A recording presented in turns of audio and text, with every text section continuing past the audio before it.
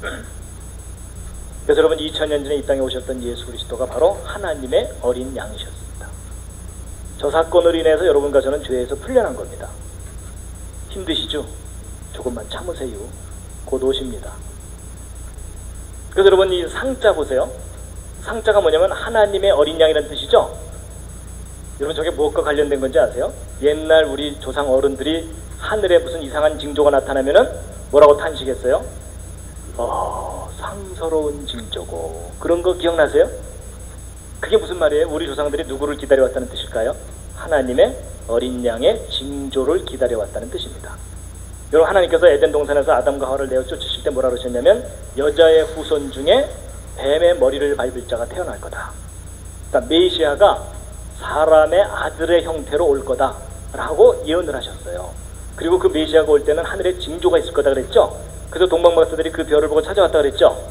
이제 그 별 제가 이제 가을 학기에 나머지 5개 강의할 때 그 별 직접 확인시켜 드릴 겁니다. 보시게 될 거예요. 그러니까 여러분 아담 이후 모든 사람들은 메시아를 기다려왔어요. 그래서 사내 아이가 태어날 때마다 뭘 기대했겠어요? 이 아이가 혹시 우리를 구원할 메시아가 아닐까라는 그 기대감이 아마도 남아 선호 사상의 뿌리가 됐을 가능성이 있다고 봐요. 사내 아이의 모습으로 온다 그랬으니까. 이제 이 생각할 사자 한번 풀이해 보시죠. 무엇에 대한 마음입니까? 에덴 동산에 대한 마음. 여러분 힘들고 괴로울 때마다 좋았던 시절이 떠오르잖아요. 그렇죠? 그러니까 아담의 후손들은 힘들 때마다 어디가 떠올라요? 에덴 동산. 그러니까 여러분 사람이 괴로움을 당할수록 사상이 깊어집니다. 맞죠? 그래서 사상 그럴 때 사자입니다. 생각할 사자. 그래서 인생의 괴로움이 그 사람의 생각을 깊게 만듭니다. 기도가 뭔지 한자에 정확하게 나와 있습니다. 하나님께 목숨을 구하는 겁니다. 이 목숨은 우리 이 육체적인 생명의 목숨을 구하는 게 아니라 우리의 잃어버린 영원한 생명을 구하는 것. 그리고 이제 복은 뭐죠? 풀이해 보시죠. 이제 하나님께서 하늘에서 또는 첫 사람 아담에게 에덴 동산을 베풀어 주신 것. 그게 복이었어요. 맞죠? 근데 저 복을 우리가 잃어버렸죠. 잃어버렸는데 예수 그리스도 통해서 다시 우리에게 주신다고 하셨죠. 그래서 예수 그리스도의 복음이라고 말하는 거가 그 얘기입니다. 이해가 되시죠?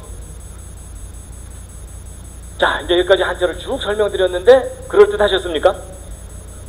예, 근데 잘 인정이 안 되시는 분들은 뻥이지만 재밌다 이렇게 생각하셔도 되겠습니다.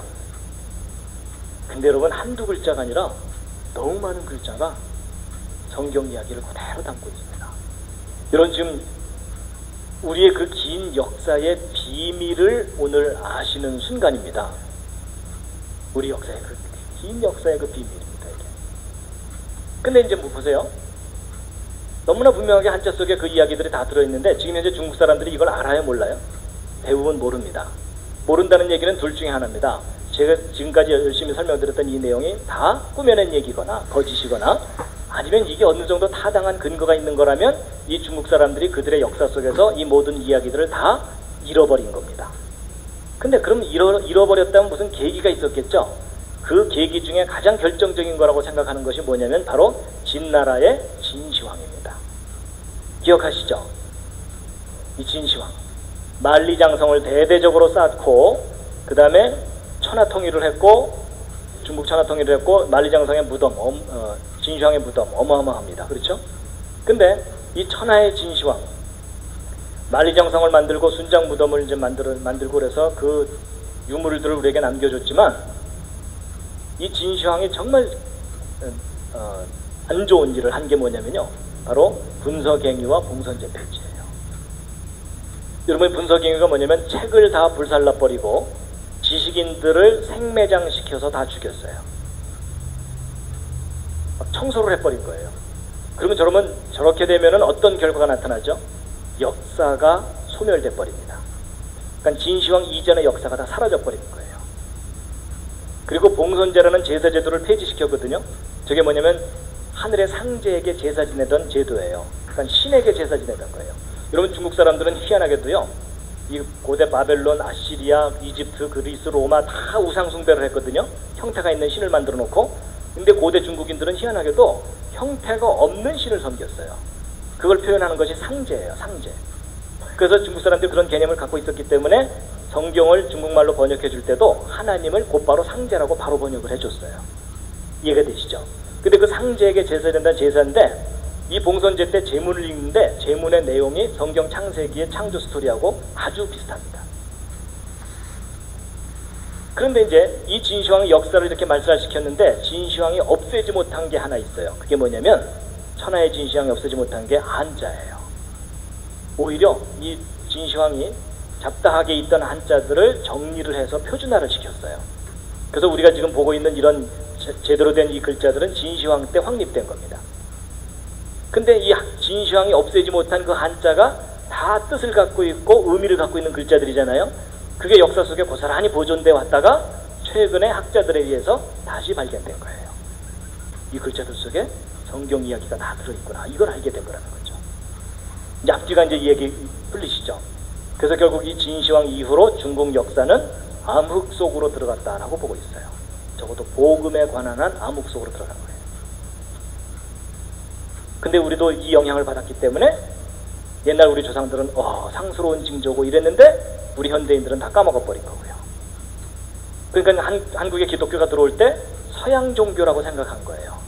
원래는 우리가 원래부터 알던 하나님이었는데, 그러니까 하나님으로부터 우리가 잃어버린 민족이었는데 그걸 다시 되찾아야 되는 그런 지금 상황이 있다는 겁니다. 그러니까 결코 기독교는 서양 종교가 아닙니다. 우리가 원래 섬겼어야 되는 것을 가르쳐주는 종교입니다. 자, 지금까지 이제 설명드린 한자들입니다. 자, 지금부터 시험 보겠습니다. 10개 이상 쓰고 설명하라. 이거 설명하셔야 오늘 집으로 돌아가십니다. 한두 글자가 아니라 너무 많은 글자죠. 그렇죠? 오늘은 참 특별한 날입니다.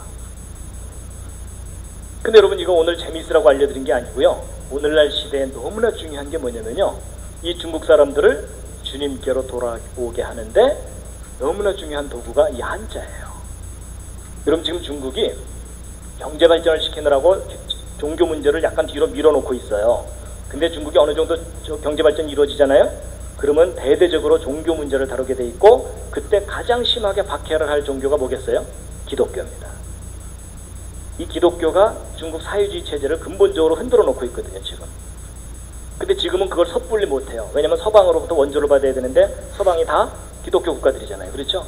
그러니까 지금은 그냥 이렇게 그냥 대충 넘어가고 있어요. 근데 중국이 어느 정도 힘을 얻게 되면 분명히 기독교에 대해서 큰 탄압을 하게 됩니다. 정권이 바뀌지 않는 한은. 그때 구실이 뭐겠어요? 기독교는 서양 종교다, 이거예요. 우리 게 아니다라고 배척하면 끝이잖아요. 그렇죠? 그럼 그때 뭐라고 얘기해 줘야 되겠어요? 서양 종교를 믿으라는 얘기가 아니다. 당신들의 글자를 봐라. 당신들의 조상이 원래 섬겼던 하나님을 다시 되찾아라 라고 얘기해 줄 수 있다는 거예요. 근데 제가 이제 저도 실제 기회가 있어서 중국에 가서 중국 대학생들이나 이렇게 기회 때마다 강의를 해보면 이 얘기 해주면 많이 놀랍니다. 그리고 실제 이 얘기를 해주면서 선교의 열매를 맺는 분들도 많이 있고요. 왜냐면 자기들의 글자 속에 그 증거들이 들어있으니까. 그것도 구체적으로. 근데 지금 현재 중국 사람들은요, 이 한자가 너무 복잡하다고 줄여서 쓴 간단한 글자들을 만들어서 쓰느라고 원래 글자들을 많이 잃어버렸어요. 근데 아직도 이제 이런 글자들은 그 형태들이 남아있기 때문에 얼마든지 지금도 설명해주면 이해를 합니다. 자, 오늘 창세기도 공부하고 한자도 배운 시간이었습니다.